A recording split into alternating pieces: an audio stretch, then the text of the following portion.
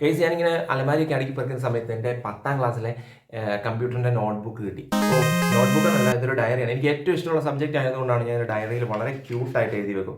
ഭയങ്കര ഉരുട്ടി സമയം എടുത്തൊക്കെയാണ് എഴുതുന്നത്. അതുകൊണ്ട് തന്നെ പല പാരഗ്രാഫും കംപ്ലീറ്റ് അല്ല. അതായത് ആദ്യത്തെ ഒരു സംഭവമാണിത്. അതായത് എന്താണ് MS Excel എന്നുള്ളതാണ് ആദ്യമായിട്ട് എഴുതി വെച്ചിരിക്കുന്നത്. അതല്ല, അതിന് മുന്നേ കുറേ കാര്യങ്ങളുണ്ട്. പക്ഷേ അതൊക്കെ ചെറിയ ചെറിയ കാര്യങ്ങൾ. അതായത് എങ്ങനെ കമ്പ്യൂട്ടർ ഓപ്പൺ ആക്കാം എന്നുള്ള കാര്യങ്ങൾ. ഇത് ബേസിക് ആണ് കേട്ടോ 10ാം ക്ലാസ്സിൽ. അപ്പോൾ ഇതിൻ്റെ തിയറി എന്ന് പറയുന്നത് MS Excelനെ കുറിച്ചിട്ടാണ്. അതായത് ആദ്യത്തെ പോയിന്റ് എന്ന് പറയുന്നത് ഈസ് ആൻ ആപ്ലിക്കേഷൻ സോഫ്റ്റ്വെയർ ആണ്. MS Excel എന്ന് പറയുന്നത് is an application software, okay, developed by Microsoft. ബാക്കി എന്തൊക്കെയോ ഉണ്ടായിരുന്നു, അതൊന്നും എഴുതിയിട്ടില്ല, സമയം കിട്ടിയില്ല. അന്നേരത്തിന് ബോർഡ് മായ്ച്ചെന്ന് തോന്നുന്നു ഇത്ര എഴുതിയപ്പോഴേ. അത് കഴിഞ്ഞിട്ട് പിന്നെ വന്നിരിക്കുന്നത് എങ്ങനെ എക്സൽ ഫയൽ ഓപ്പൺ ചെയ്യാം എന്നുള്ളതാണ്. അതായത് choose start programs MS Excel എന്ന് എഴുതിയിട്ടുണ്ട്. പിന്നെ അതുപോലെ തന്നെ or double click on the Excel icon എന്ന് എഴുതിയിട്ടുണ്ട്. പിന്നെ എനിക്ക് ഏറ്റവും ഒരു ക്യൂട്ട് ആൻഡ് കുറച്ച് തമാശയായിട്ട് തോന്നിയ ഒരു സംഭവം എന്ന് വെച്ചാൽ create A new sub folder. അതായത് എങ്ങനെ ഒരു പുതിയ ഫയൽ ക്രിയേറ്റ് ചെയ്യാം, അല്ല ഫോൾഡർ ക്രിയേറ്റ് ചെയ്യാം എന്നൊക്കെ. അത് അതിലും രസം എന്നാന്ന് വെച്ച് കഴിഞ്ഞാൽ ഏതാണ്ടൊക്കെ എഴുതി വെച്ചിട്ടുണ്ട്. അതിൻ്റെ ഇതായിട്ട് open display the content of local disk, അതുപോലെ തന്നെ move the mouse pointer to ഇൻഡ കഴിഞ്ഞിട്ട് ബാക്കി എഴുതിയിട്ടില്ല. ഇങ്ങനെ കിടക്കുകയാണ്, ഇത്രയും എഴുതാൻ കിടക്കും. അത് എന്തുവാന്ന് എനിക്ക് അറിയത്തില്ല. അതിന് മുന്നേ ബോർഡ് മായ്ച്ചു എന്നാണ് എനിക്ക് തോന്നുന്നത്.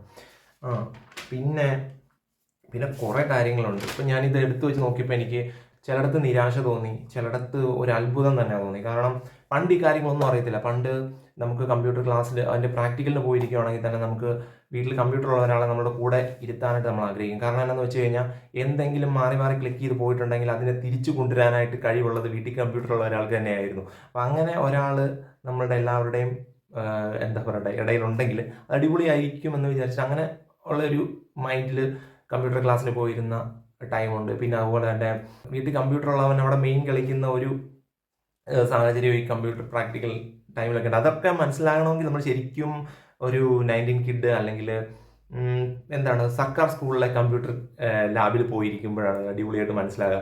എന്നിട്ട് ഇതിനകത്ത് ഗെയിമുകളുണ്ട്, ഇവിടെ ഇങ്ങനെ പോയ ഗെയിമിലേക്ക് എത്തും. പക്ഷേ മെയിനായിട്ടുള്ള പ്രശ്നം എന്താണെന്ന് വെച്ച് കഴിഞ്ഞാൽ നമ്മളൊരു ആപ്ലിക്കേഷൻ ഓപ്പൺ ആക്കി കഴിഞ്ഞിട്ട് എങ്ങനെ ഇത് ക്ലോസ് ചെയ്ത് തിരിച്ചു വരാം എന്നുള്ള കാര്യം അറിയത്തില്ല.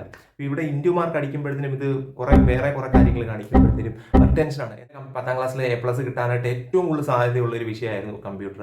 ആലോചിച്ച്, അതായത് ഇങ്ങനെ പോയി അവിടെ ചെന്ന് കഴിയുമ്പോഴത്തേനും പിന്നെ എങ്ങോട്ട് പോകണം, അടുത്ത ഏത് ക്ലിക്ക് ചെയ്താലാണ് ഈ ഒരു ആപ്ലിക്കേഷൻ തുറന്നു വരിക എന്നൊക്കെ ആലോചിച്ചിരുന്ന സാഹചര്യങ്ങളുണ്ട്. 19 കിഡ്സ് ആയിട്ടുള്ള ആൾക്കാർക്ക് പല കാര്യങ്ങളും ഒന്ന് റിവൈൻഡ് ചെയ്ത് നോക്കിക്കഴിഞ്ഞാൽ വളരെ മനോഹരമായിട്ട് തോന്നും. നമുക്ക് ഈ ഒരു ഗ്യാപ്പ് മനസ്സിലാക്കാൻ പറ്റിയത് വളരെ സന്തോഷകരമായിട്ടുള്ള കാര്യം തന്നെയായിട്ട് എനിക്ക് തോന്നുന്നത്. ഇപ്പോൾ ഈ ഒരു ബുക്ക് കിട്ടിയില്ലായിരുന്നെങ്കിൽ ശരിക്കും പറഞ്ഞാൽ ഇങ്ങനെ ഒരു കാര്യം ഞാൻ ആലോചിക്കുക പോലുമില്ല. നിരാശ തോന്നിയിട്ടുള്ളതെന്ന് പറഞ്ഞു കഴിഞ്ഞാൽ ഇത്രയും ചെറിയ കാര്യങ്ങളാണല്ലോ അന്ന് പഠിപ്പിച്ചതെന്നുള്ളത്. പക്ഷേ അന്ന് ഇതുപോലും അറിയത്തില്ലായിരുന്നു എന്നുള്ളത് വേറൊരു സത്യമാണ്. അത് ഇന്നത്തെ പിള്ളേർക്ക് വളരെ ബെറ്ററാണ് അല്ലേ ഈ ലോകം.